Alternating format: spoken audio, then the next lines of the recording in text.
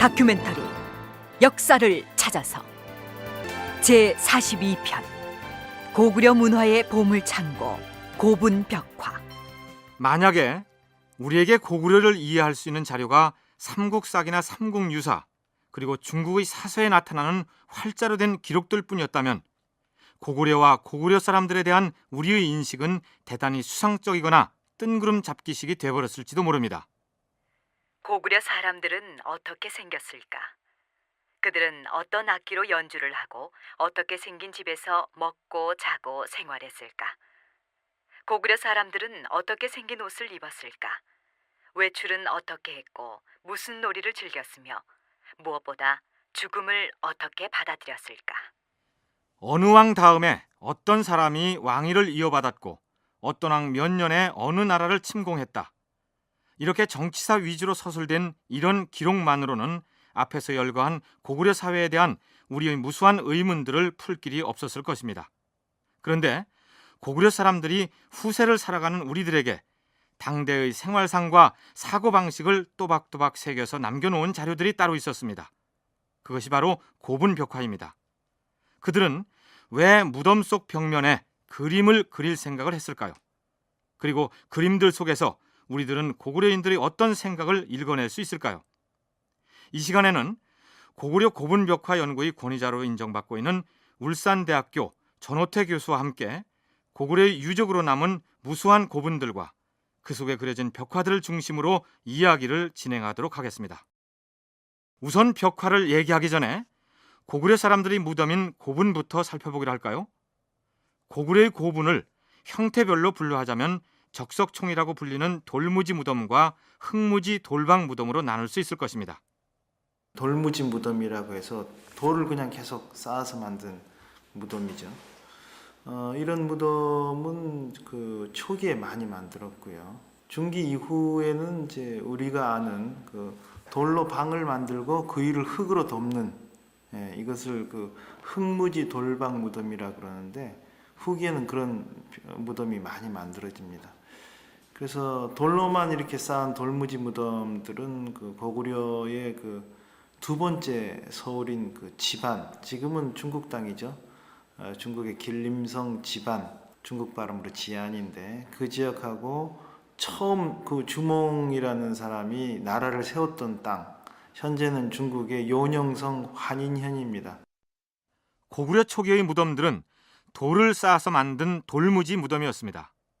고구려의 두 번째 수도인 국내성이 자리했던 지반 지역만 해도 1920년대에 조사한 자료에 따르면 13,000개에 이르는 고분들이 있었던 것으로 집계됐는데 지금은 절반가량밖에 남아있지 않을 뿐만 아니라 주몽이 고구려를 처음 세웠던 첫 번째 수도 환인 지역에서는 이제는 아예 고구려 고분을 찾아보기가 어렵습니다. 그동안 인구가 늘면서 농사를 짓고 집을 지으면서 무덤들이 많이 없어졌어요. 그래서 그래도 지금도 7,000기 정도가 남아 있습니다. 물론 6,000기 이상이 없어진 거죠. 그리고 환인 쪽에 있던 무덤들도 적어도 3,000기 이상 있었던 것으로 이야기되고 있지만 지금은 거의 찾아볼 수 없습니다. 왜냐하면 그 환인 지역에 현재 그 혼강이라고 부르는 그 강이 흐르는데 옛날엔 그 졸본천이라고 그랬습니다. 그런데 이 강 주변에 댐을 만들어서 고려 고분군 지역 전체가 물속에 들어가 버렸어요. 고구려 유적을 답사하기 위해 국내성이 있던 지반 지역을 처음 찾아간 대부분의 사람들은 우선 두 가지 사실에 놀라움을 나타냅니다. 지반이라는 곳이 우선은 대제국 고구려의 도읍지로서는 너무 협소하다는 점이고 두 번째로는 그곳이 온통 무덤의 도시라는 점 때문입니다. 장수왕 15년 평양으로 도읍을 옮겼다. 삼국사기에는 평양천도에 대해서 이렇듯 간략하게만 기술하고 있는데 수도를 옮길 무렵 국내성이 있던 지반 지역은 거의 포화 상태였을 것이다. 이런 짐작을 할 수 있게 됩니다. 지반 같은 경우는 고구려가 망할 때쯤에는 거의 2만 기 정도의 무덤이 있었을 것으로 보는데 실제로 그 지반의 답사를 가보면 많은 분들이 놀라는 것이 도시가 너무 작다라는 거예요. 그래서 대고구려 제국이라는 이미지를 갖고 집안에 딱 가면 도시가 너무 작아요. 그리고 그 무덤 너무 많고 어떻게 보면 무덤의 도시다라고 말할 수 있을 정도로 무덤이 많은 거죠. 그것은 아마도 그 집안이라는 것이 요새 도시로서의 성격을 오히려 강하게 가지고 있었기 때문에 이 집안 자체의 시가지는 크지 않았던 것 같고. 물론 고구려가 평양으로 도읍을 옮긴 데에는 여러 가지 국가 경영상의 전략적인 고려가 있었겠지만 혹시 더 이상 무덤 만들 자리가 없어서 수도를 옮긴 것은 아닐까 하는 농담 섞인 추측을 하는 사람들도 있을 정도입니다. 시신이 들어있는 관 위에다 돌을 쌓아서 만든 돌무지 무덤이 고구려 초기 무덤의 형태라면 그 다음으로 등장한 것이 흙무지 돌방 무덤입니다. 돌로 만든 방에 시신을 안치하고 그 위에다 흙을 쌓아서 만든 무덤인데 우리가 경주에 가서 볼 수 있는 신라시대의 무덤들이나 백제의 무덤들이 이런 모양을 하고 있습니다. 한자말로 하자면 석실봉토묘가 되겠죠. 그런데 돌무지 무덤이면서도 내부에 돌방, 즉 석실을 갖추고 있는 무덤이 있습니다. 흔히 동방의 피라밋이라고 불리는 장군총이 그것입니다. 장군총의 경우는 일반적인 적석총은 아닙니다. 장군총은 그 안에 돌방이 있기 때문에 이것은 적석총과 석실분이 결합된 양식이죠. 그리고 장군총이 만들어지던 시기는 이미 석실분이 많이 만들어지던 시기입니다. 원래 일반적인 돌무지 무덤은 그냥 돌을 쌓습니다. 중간에 관을 넣고 그 위에 계속 돌을 쌓아버리기 때문에 돌방을 만드는 복잡한 과정이 없습니다. 장군총의 경우는 돌방을 따로 만들었기 때문에 아마도 그 설계 과정도 복잡했던 것 같고요. 실제 돌방에 들어가면 돌의 무게가 5톤 이상 나가는 것들이 쭉 걸려있기 때문에 무덤의 규모나 무덤이 만들어진 위치 또는 시기로 보아서 광개토 대왕릉일 것이라는 견해도 있고 장수왕릉일 것이라는 견해도 있는 이 장군총의 모양을 살펴보면 이렇습니다. 장군총은 화강암 장대석을 이용하여 방대형 단을 7층으로 쌓고 제4층 단의 한가운데 석실을 설치했다. 무덤 중심부의 높이는 11.28m, 밑변의 한 변의 길이는 29.34m, 밑면적은 860평방미터이다. 무덤의 기초부는 지면을 깊이 5m가량 파내고 자연석을 다져 넣은 후 그 위에 큰 돌을 깔았는데 제1층 기단부의 바깥으로 4m가량 나오게 하여 무덤 돌이 내리누르는 힘을 지탱하게 하였다. 제1단에 쓰인 장대석 중 큰 것은 길이가 5.7m, 너비가 1.12m, 두께가 1.12m에 이른다.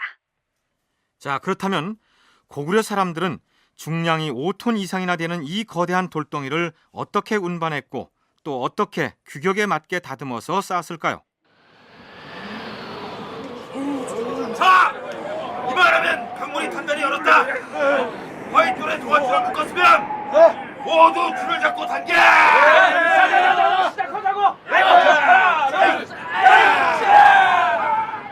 되게 겨울에 강이 얼었을 때 강이 아주 꽁꽁 얼어버리면 그 강을 통해서 미끄러뜨려서 돌들을 옮기는 것이 가장 쉬운 방법이었습니다. 아마 고구려의 경우도 그런 방법들을 많이 썼을 것으로 봅니다. 그다음에 강에서 이 무덤을 만든 현장까지는 아무래도 그 통나무나 이런 걸 받쳐놔서 밀어서 두었을 텐데 그다음에 그것을 올릴 때 어떠한 도구를 썼는지는 아직은 명확치가 않습니다. 돌들이 10톤씩이나 나가는 이런 돌들을 썼는데 꽁꽁 언 얼음 위로 강을 건너 운반한 돌을 육상에서 옮길 때에는 통나무 받침목 위로 사람이 끌거나 아니면 소나 말을 이용해서 무덤을 조성하는 현장까지 운반했을 것으로 짐작됩니다. 그렇게 운반한 바윗돌을 규격에 맞게 다듬는 작업 또한 쉬운 일이 아니었겠죠. 전호태 교수에 의하면 당대 사람들은 돌을 잘라내는 데에 나름대로의 지혜를 가지고 있었습니다. 잘라낼 선을 따라서 정으로 구멍을 여러 개 뚫은 다음 그 구멍에다 물을 부어 놓습니다. 그러면 물이 얼어서 부피가 팽창하게 되면 바윗돌에 균열이 생기게 되어 갈라진다는 얘기입니다. 그렇다면 적석총의 경우 돌을 쌓아갈수록 높이가 높아졌는데 그 커다란 돌을 어떻게 10m가 넘는 높이까지 끌어올렸을까요? 자자, 저 뚝섬이 싸는 작업은 됐으니까 자, 이제 그만하고 전부전 위로 올라가서 돌을 끌어올려.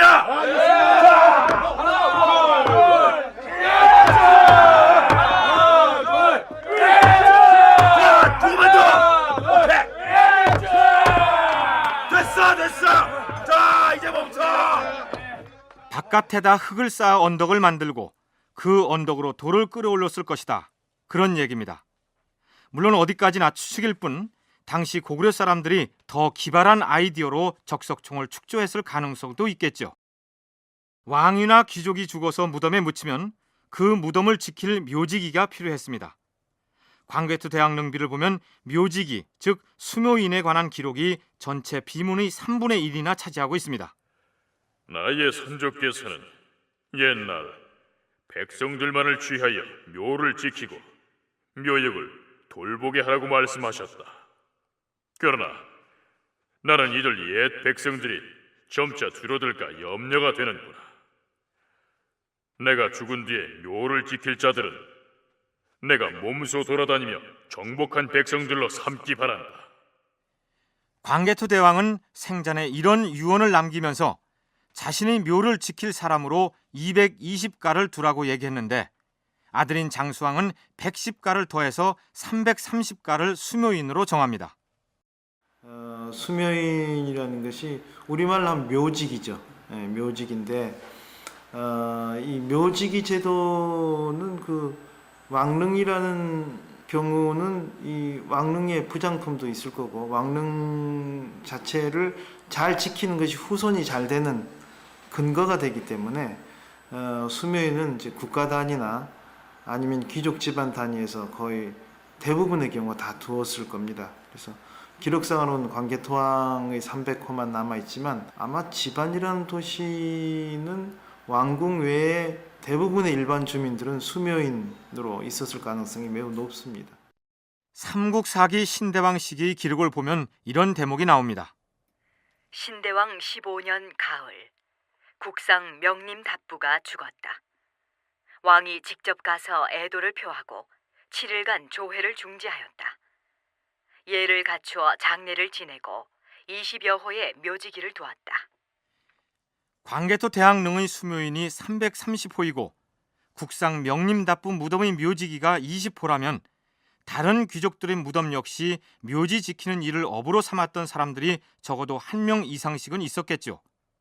그런데 앞에서 언급했듯이 훗날 남아있는 무덤이 1만 3천여 기라면 도대체 무덤이 포화 상태였을 때에는 얼마나 많은 수묘인이 그곳에 살았을까요? 거기다가 무덤을 만드는 데 필요한 돌을 캐고 운반하고 다듬고 쌓고 관을 짜고 벽화를 그리고 했던 사람들까지 망라한다면 당시 고구려의 도읍지였던 집안 지역에서는 묘장 사업이 무시 못할 국가적인 산업의 하나였을 것입니다. 그렇다면 고구려 사람들은 죽어서 묻히는 무덤을 왜 이렇게 정성 들여서 만들고 관리하고 지키고 했을까요? 고구려의 제14대 임금이었던 봉상왕 때에는 모용선비족의 침입이 잦았었는데요. 와. 고구려 군사가 드디어 후퇴를 했구나. 아니 그런데 저기 있는 저 무덤은 누구의 것이냐? 예, 장군. 고구려의 전왕인 서천왕의 무덤입니다. 그래. 잘 됐구나. 저 무덤을 파헤쳐라. 고구려를 침공한 모용에는 사람들을 시켜서 서천왕의 무덤을 파기 시작합니다. 그런데 장군, 큰일 났사옵니다. 무덤을 파는 사람들 중에 아무런 이유 없이 죽은 자가 생겼습니다. 무슨 소리냐? 허튼 소리 집어치우고 고구려 임금의 시체가 나올 때까지 계속 파도록 하라. 고구려 서천왕의 무덤을 훼손하려고 했던 모용의 군사들은 어떻게 되었을까요? 삼국사기에는 이렇게 기록되어 있습니다. 모용회는 서천왕의 무덤을 보고 사람을 시켜 파괴하였다. 그런데 일하던 사람 중에 갑자기 사망자가 생기고 또한 무덤 속에서 음악 소리가 들려왔다. 모용회는 귀신이 있는 것으로 알고 겁을 내어 곧 군사를 이끌고 퇴각하였다.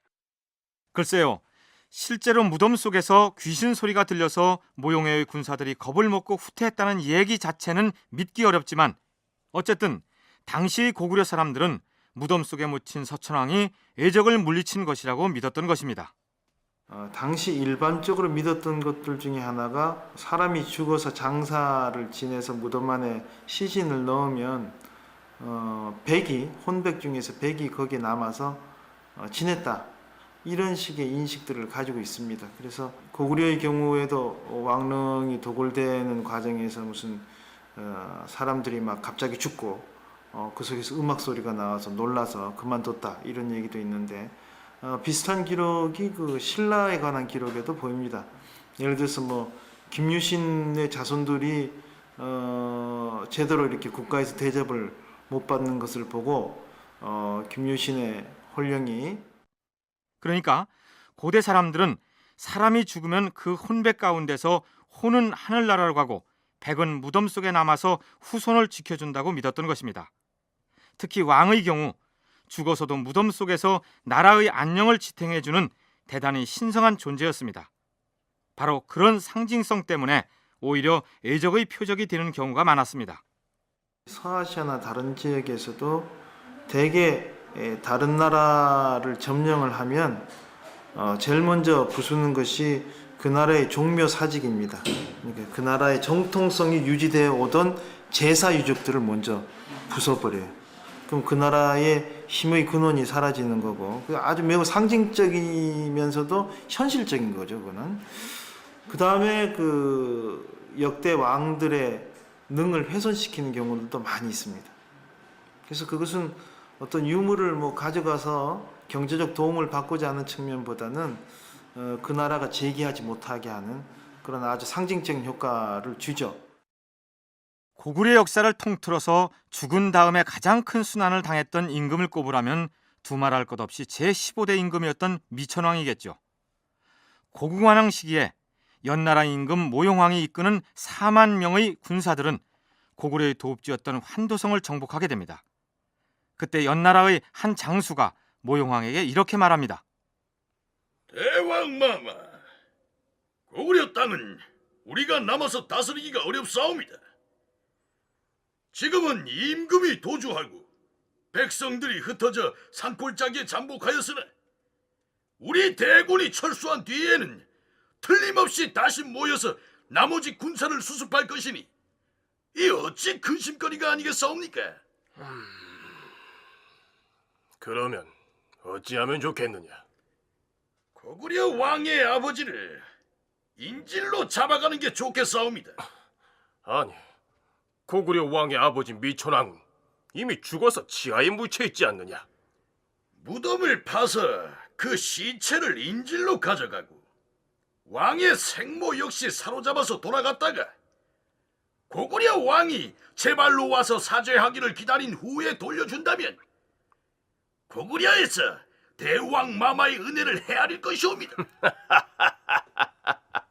그게 좋겠다. 왕의 생모를 생포하고 미천왕의 무덤을 파헤치도록 하라. 이렇게 해서 연나라의 모용왕은 미천왕의 시신을 인질로 가져갑니다. 고궁원왕은 선왕의 시신을 돌려받기 위해 가진 노력을 다한 끝에 석 달이 지나서야 찾아오게 되죠. 고국원왕 13년 봄 2월, 왕이 아우를 연나라에 보내 자신을 신하로 칭하면서 예방케 하고 1,000건에 달하는 진귀한 물건을 바쳤다. 연나라 임금 모용황이 곧 왕의 시체를 돌려보내고 왕모는 그래도 남아있게 하여 볼모로 삼았다. 그렇다면 당시 고구려 사람들은 왕의 무덤과 거기 묻힌 시신을 어떤 존재로 인식하고 있었을까요? 그리고 고구려의 궁성을 점령한 연나라 왕은 살아있는 사람도 아닌 이미 죽은 선왕의 시신을 왜 가져갔을까요? 현실에서 직접 가지고 있는 힘이 있고 그 힘을 뒷받침해주는 정신적 종교적 힘이 있습니다. 그래서 힘의 두 가지 근원 중에 하나를 상실한 거나 마찬가지니까 고구려 왕실의 입장에서도 그렇고 고구려 백성들의 입장에서도 그렇고 자신들이 존경하는 미천왕의 시신이 뺏긴 것은 그것은 어떤 돌아가신 분의 시신이 그냥 없어진 게 아니라 고구려 힘의 한 축이 빠져나간 거나 마찬가지인 거죠. 또 그런 효과를 알고 있기 때문에 모형씨들이 그 시신을 파서 가져간 거지.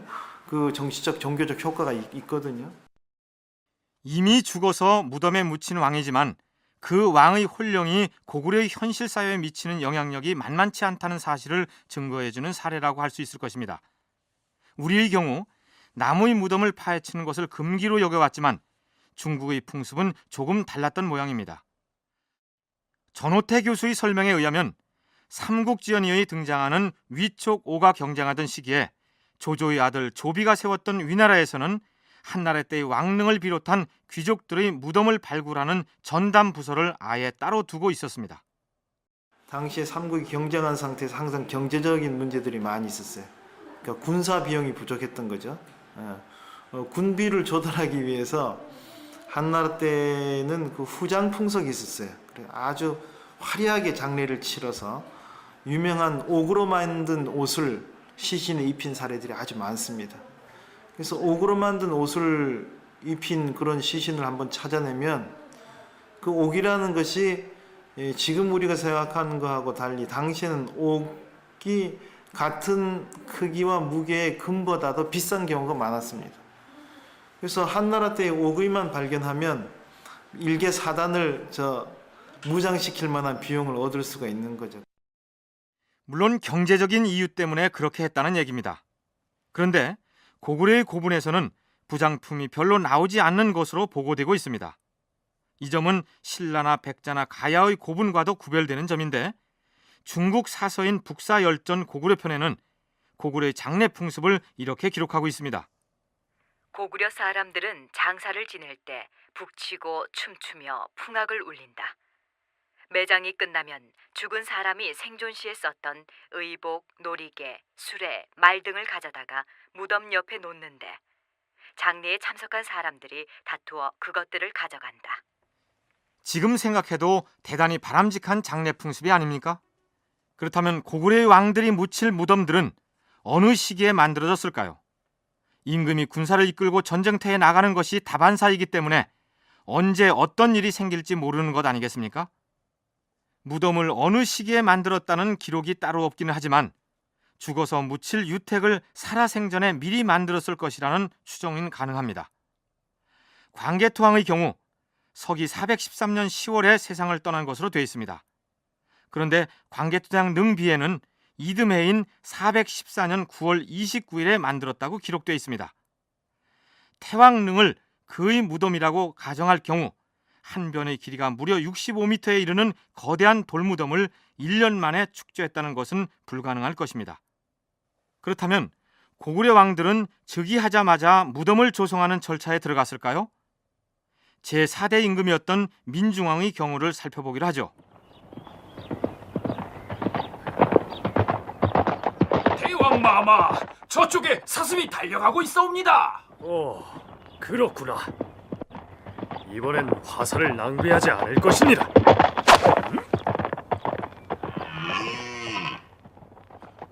적중이 옵니다, 대왕마마.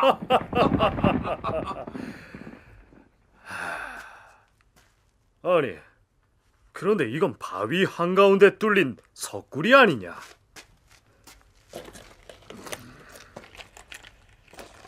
오, 아주 훌륭한 동굴이로구나. 여봐라, 내가 죽거든 반드시 이 굴에 장사 지내야 할 것이다. 별도로 짐의 능료를 만들지 말도록 하라. 이때가 민중왕이 즉위한 지 4년째 되던 해였습니다. 그때까지는 왕의 무덤이 만들어지지 않았다는 얘기죠. 따라서 즉위하자마자 무덤을 만들지는 않은 것으로 짐작됩니다. 제10대 임금 산상왕이 세상을 떠났다는 부분을 기록한 삼국사기의 기록은 이렇습니다. 제위 31년 여름 왕이 별세하였다. 산상릉에 장사 지내고 호를 산상왕이라 하였다. 산상릉에 장사를 지냈다는 표현으로 봐서 왕이 죽기 전에 이미 능이 조성돼 있었다고 볼 수 있겠죠. 앞에서 고구려의 고분들에서는 이렇다 할 부장품들이 발굴되지 않는 것으로 보고되고 있다는 얘기를 했는데, 그렇다면 고구려 사람들은 무덤 안에다 달랑 시신만 안치해서 매장했을까요? 아니었습니다. 고구려의 귀족들이나 왕들처럼 화려한 부장품들과 함께 묻힌 경우도 드물 것입니다. 그 화려한 부장품들은 다름 아닌 벽화였습니다. 지금부터는 고분 벽화 얘기를 해보기로 하죠. 앞에서 고구려 초기의 무덤 형태로 돌무지 무덤을 소개했었는데, 일반적으로 그 적석총은 관을 놓고 그 위에다 돌을 바로 쌓아 올렸기 때문에 벽화가 존재할 수가 없었습니다. 그러니까 고분 벽화가 주로 발견된 무덤은 돌로 만든 방, 즉 석실을 조성하고 그 위에다 흙을 덮은 석실 봉토분입니다. 순 우리말로는 흙무지 돌방 무덤이겠죠. 그렇다면 이 흙무지 돌방 무덤은 그 내부 구조가 어떻게 됐는지 전호태 교수의 설명으로 들어볼까요?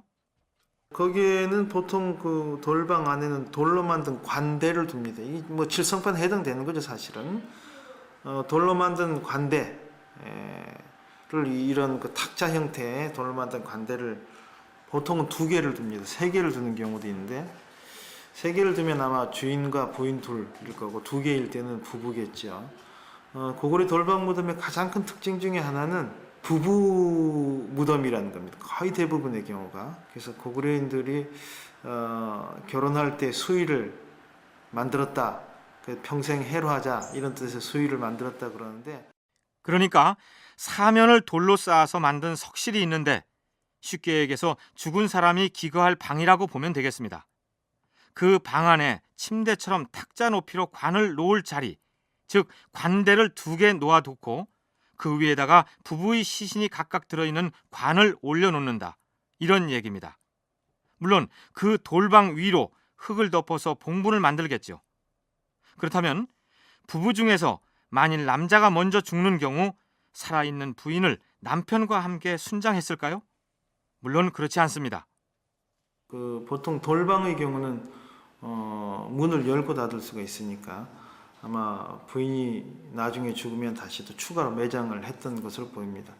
예를 들어서 우리가 그 덕흥리 벽화문이라는 무덤에 들어가 보면 제일 안쪽 방이 2개가 있거든요. 그 2번째 방에 이제 무덤 주인공이 안쪽 벽에 그려져 있는데, 거기에 보면 자리는 2개인데 무덤 주인만 그려져 있고, 이 부인이 그려져야 될 자리에는 공간을 아예 비워놨어요. 그래서 아예 뭐 무덤 주인만 따로 딱 가운데 그린 것이 아니라 공간이 2개가 있는데 무덤 주인은 왼쪽에 있고 오른쪽에 공간은 비어 있어요. 부부 중에서 먼저 죽은 사람을 일단 무덤 속에 안치하고 나중에 또 그 옆에다 합장을 했다는 얘기입니다. 자, 그렇다면 그 돌방의 벽에다 그림을 그리는 풍속은 어디에서 비롯됐을까요?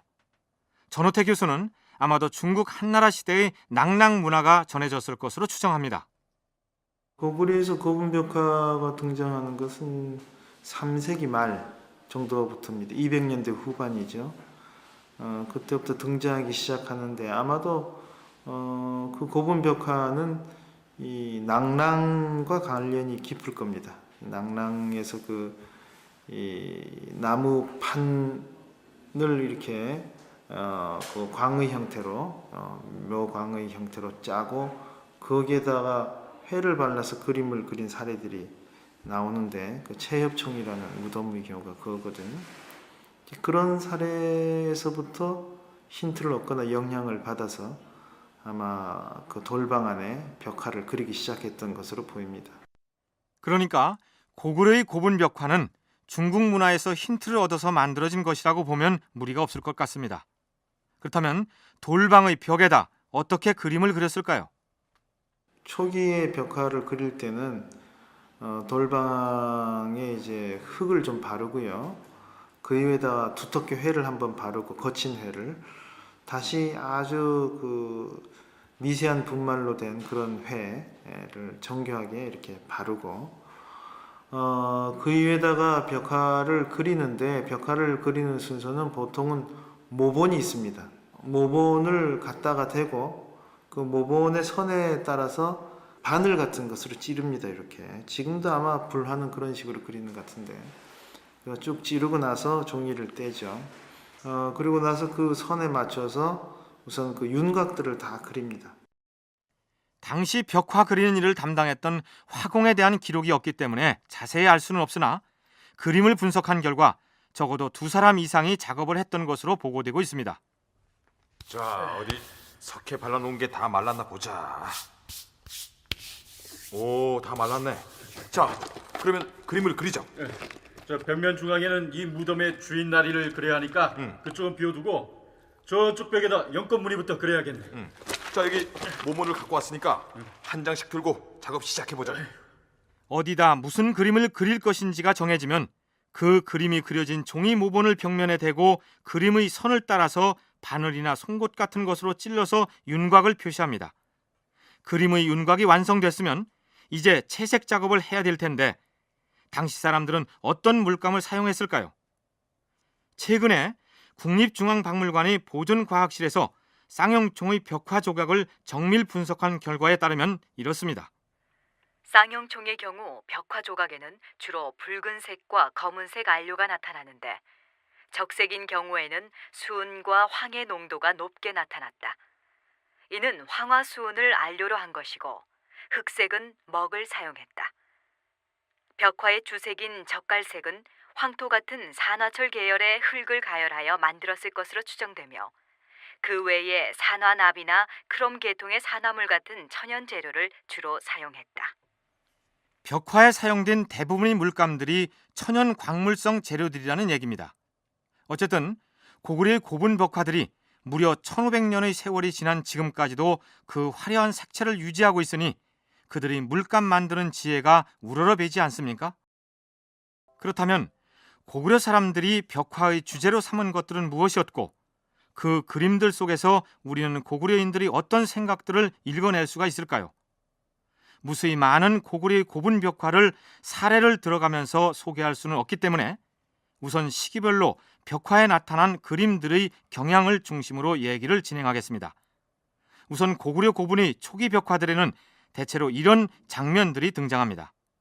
나들이를 가는 장면, 사냥을 하는 장면, 잔치를 벌이는 장면, 그 다음에 여러 가지 놀이를 즐긴 장면, 예를 들어서 씨름이라든가 아니면 노래와 춤, 그 다음에 그 고개를 하는 것을 구경하는 것, 이런 여러 가지의 그 일상생활과 관계된 것들이 쭉 그려져 있고요. 그 외에도 그 귀족들이 신하들의 어떤 보고를 받는 장면, 아니면 그 귀족의 부인이 집안일을 그 지휘를 하는데 그 지휘하는 공간 속에 우물 혹은 뭐 고기 창고, 부엌에서 요리를 하는 모습, 부엌에서 음식상을 들고 나가는 모습, 그리고 그 창고에서 물건을 내오는 모습, 이런 것들이 쭉 그려져 있습니다. 이 벽화들을 잘 관찰하면 의식주를 비롯한 고구려 사람들의 생활 모습을 거의 그대로 재현할 수 있겠다는 생각이 들 정도로 벽화로 등장하는 그림의 내용들이 풍성하고 그 모습들 또한 사실적입니다. 그렇다고 생전에 누렸던 생활 모습들을 아무렇게나 무질서하게 섞어서 그린 게 아니라 가옥 내부의 공간을 기능별로 분할하여 그림으로써 고구려 사람들이 살았던 주거 공간에 대한 사료를 제공해 주기도 합니다.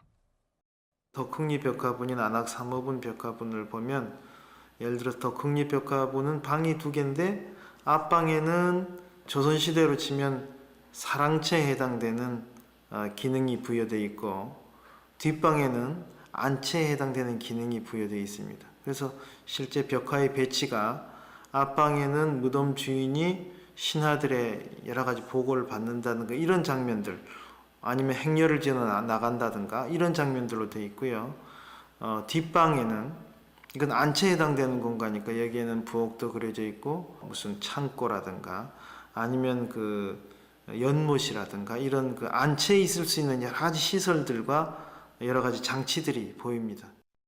그렇다면 당시 고구려 사람들은 무덤의 주인이 생전에 누렸음직한 생활상을 왜 그토록 세세히 무덤 벽면에다 그려넣었을까요? 여기서 고구려 사람들의 내세관의 일면을 짚어낼 수가 있습니다. 결국은 죽고 나서도 그런 생활을 누리고 싶다라는 표현이기도 한 겁니다. 왜냐하면 그냥 일상생활을 다시 그리는 방식으로 무덤의 내부를 장식한다면 목적이 없게 되는 것이기 때문에 무덤 내부에 어떤 그림을 그릴 때는 이런 경우는 명백히 자신들이 앞으로 살아갈 삶과 관련한 어떤 소망이나 이런 그 목적, 강렬한 꿈 이런 것들이 여기에 그대로 재현되는 것이거든요. 그래서 이 경우는 항상 두 가지 의미를 가지고 있습니다. 일상생활, 이 사람들이 살아있을 때 얼마나 잘 살았는가라는 것을 드러내는 것이기도 하지만 이 사람들이 죽고 나서 어떤 삶을 살길 원하는가. 지난번에 고구려의 종교를 얘기할 때 이승에서의 삶이 죽고 나서도 저쪽 세상으로 그대로 이어진다고 믿었던 계세적 내세관에 대한 얘기를 소개한 적이 있죠. 바로 그런 믿음과 소망이 벽화로 나타난 것이라고 보면 될 것 같습니다. 살아있을 때 귀족으로 살았던 사람은 죽고 나서 조상신의 세계로 갔을 때도 귀족이다. 한 번 귀족은 계속 귀족인 거죠. 왕은 또 왕이고. 그럼 또 그런 삶을 그대로 살 수 있다라고 믿는 거예요. 그러니까 생활 양식을 그대로 표현하고, 고구려의 경우는 예를 들어서 뭐 이 신라나 가야의 경우는 순장을 해버리잖아요. 부여도.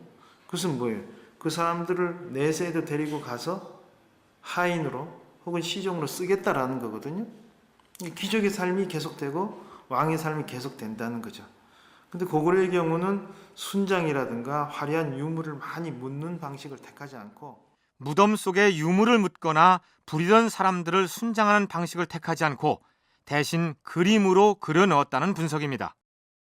전호태 교수의 분석에 의하면 서기 400년대, 즉 5세기에 해당하는 고구려 중기로 넘어오게 되면 벽화의 주제가 달라집니다. 이 고구려에서 그 중기 벽화의 시기에 들어가면 이런 것들이 쭉 서서히 없어지기 시작하고 갑자기 그 상징적인 그림들이 나타납니다. 예를 들면 연꽃을 막 벽 속에 그린다든가 뭐 왕자 무늬 이런 것들을 막 그려놓는다든가 동심원문이라서 동심원이 있는 것들을 쭉 채워넣는다든가 이래서 생활 풍속에 관한 것들이 사라져 버립니다. 그것은 결국 이 사람들이 죽고 나서 새로운 삶이 어떨까에 대해서 생각이 바뀌었다는 것을 의미합니다. 그래서 역사적으로 보면 이런 그 생활 풍속에 관한 것이 없어지는 것이 대단히 안타까운 일입니다.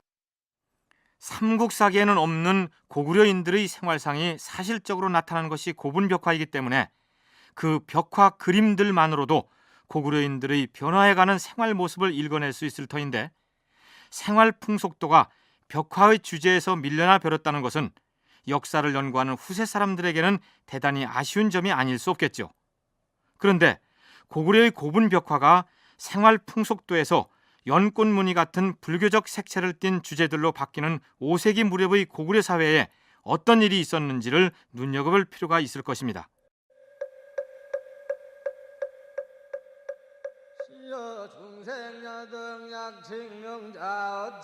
소수림왕 2년 여름, 진나라왕 부견이 사신과 함께 승려 순도를 고구려에 파견하여 불상과 경문을 보내왔다. 왕이 답례로 토산물을 바쳤다. 소수림왕 5년 봄, 처음으로 사찰 초문사를 창건하여 승려 순도로 하여금 이 절을 주관하게 하였다. 또한 이불란사를 창건하여 아도로 하여금 이 절을 주관하게 하였다.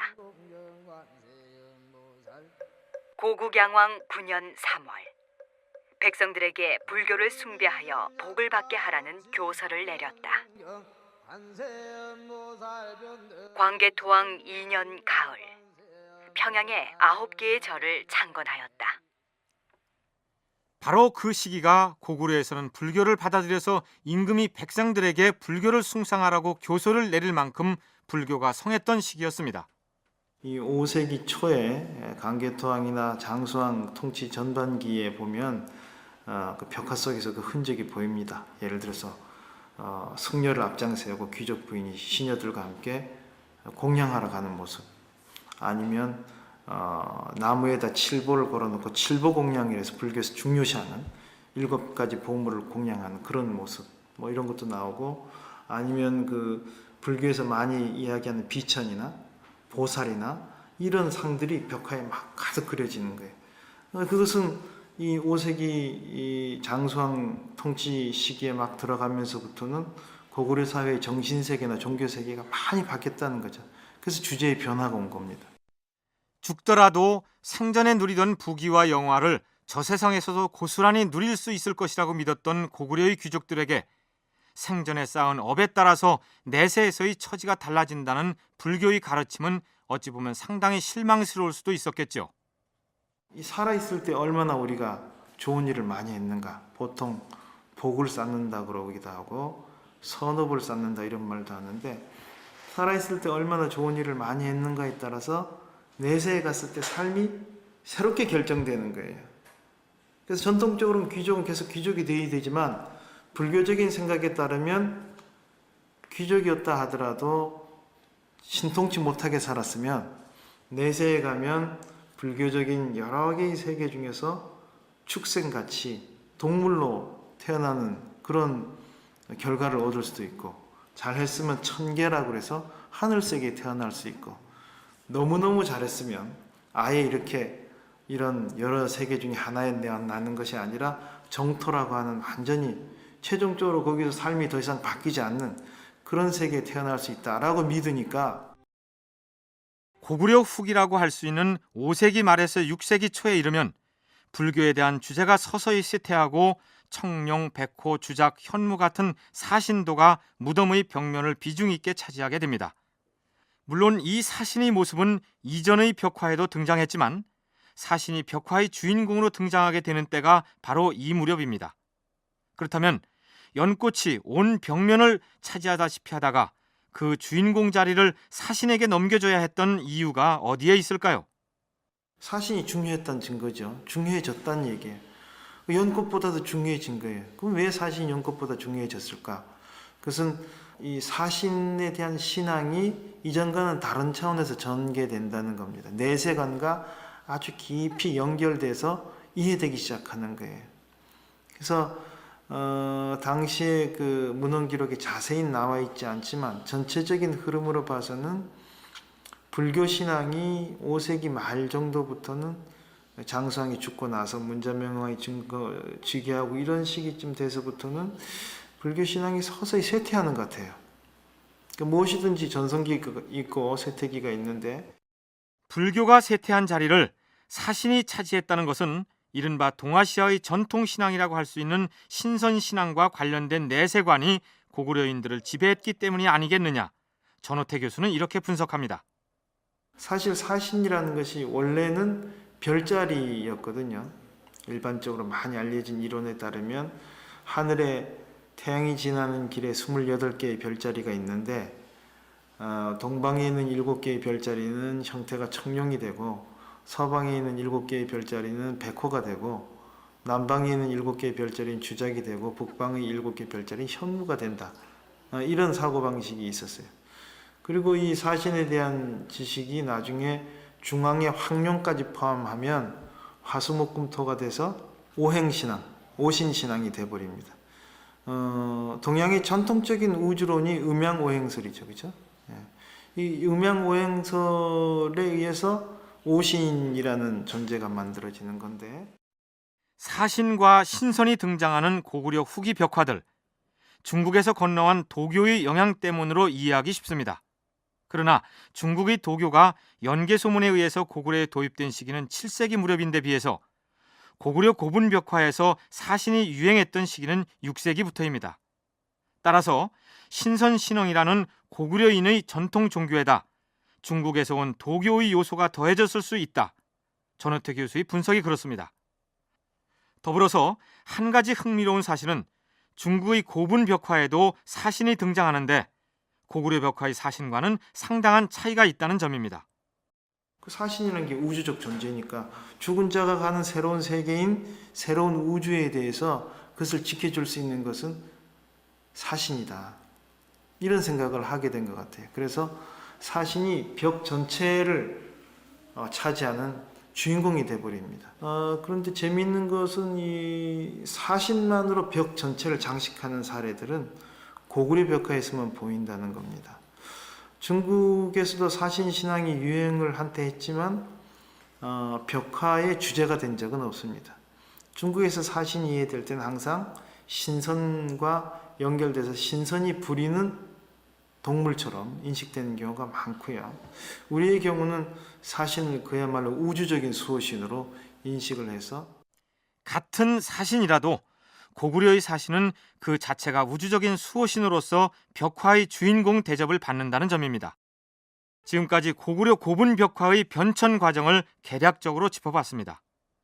고구려의 고분 벽화는 중국으로부터 건너온 문화라는 점을 앞에서도 언급한 바 있죠. 그런데 중국에서 건너온 벽화가 고구려를 건너와서는 고구려의 문화로 새롭게 창조된다는 사실을 간과해서는 안 된다고 전호태 교수는 강조합니다. 고분 벽화라는 어떤 장의 미술상의 한 장르는 기본적으로는 중국에서 들어온 것이 확실합니다. 중국에서 이미 진나라 때부터 벽화의 흔적들이 보이고요. 그리고 그 중국의 한나라 때 보면 화상석이라든가 고분 벽화가 많이 등장합니다. 그리고 그 전통이 계속 중국에서 이어져요. 고구려 고분 벽화는 현재까지의 증거로 보면 3세기 말에 고구려에서 나타나니까 중국에서 그 아이디어가 전달됐을 가능성은 매우 높습니다. 그런데 보다 중요한 것은 고구려가 그것을 독자적인 세계로 바꿔 나갔다는 겁니다. 예를 들어서 중국에서도 한때 생활 풍속을 벽화의 주제로 삼는 풍습이 유행했었는데 대개 여러 사람이 길게 늘어선 행렬도가 큰 비중을 차지하는데 고구려에서는 그런 행렬이 초기에 잠깐 나타났다가 없어지고 고구려 특유의 생활 풍속도로 바뀌게 됩니다.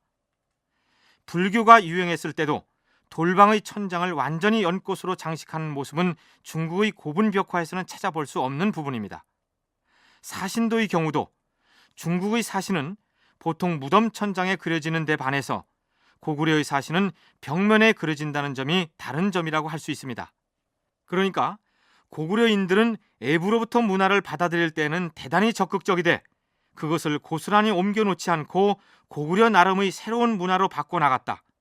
이런 재창조의 대표적인 사례가 바로 고구려의 고분 벽화다. 전호태 교수의 분석이 이렇습니다. 자, 그렇다면 순전히 미술사적인 측면에서 볼 때 고구려의 고분에 그려진 그 그림들의 회화적 수준을 냉정하게 평가한다면 어떻게 얘기할 수 있을까요? 6세기 말부터 7세기 초 사이에 그려진 벽화들은 예를 들면 강서대묘나 또 조금 앞선 시기에 그 집안의 오해분 사오묘나 이런 곳에 그려진 벽화들은 그 당시에 동서 세계를 통틀어서 가장 높은 수준의 벽화입니다.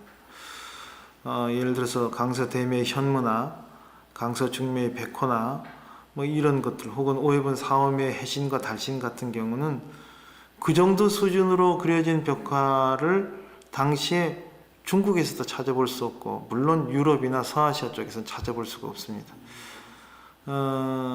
우리가 보통 세계 최고를 찾지만 고구려 벽화처럼 세계적 수준을 확실히 보여준 사례들은 우리가 찾기가 매우 어렵습니다. 문서로 기록된 사료에서는 찾아볼 수 없는 고구려인들의 문화가 총체적으로 표출된 것이 고구려의 고분 벽화다. 앞에서 이렇게 얘기했었죠. 그런데 1500~1600년 전에 고구려인들이 벽화로 나타냈던 그 고구려의 문화 중에서 놀랍게도 오늘을 사는 우리에게 고스란히 계승된 것들이 아주 많습니다. 전호태 교수의 얘기를 들어보시죠. 고구려 문화 중에서 우리에게 계승된 게 어떤 게 있을까 이렇게 찾아보면 가장 뚜렷이 보이는 것 중에 하나가 아마도 씨름과 태권도일 겁니다. 그래서 뭐 태권도에 대해서 많이 이야기가 되지만 씨름 같은 경우도 고구려 벽화에 보이는 씨름도가 오늘날의 민속 씨름의 원형이죠. 또 거의 똑같습니다. 그다음에 고구려의 놀이 중에서 그 춤과 노래를 하는 장면들이 몇 번 나오는데 그 긴 소매 옷을 입고 춤을 추는 그런 장면들 같은 경우는 실제 현재의 국악에 근거해서 추는 전통 무용과 그대로 사실은 연결이 다 되고요.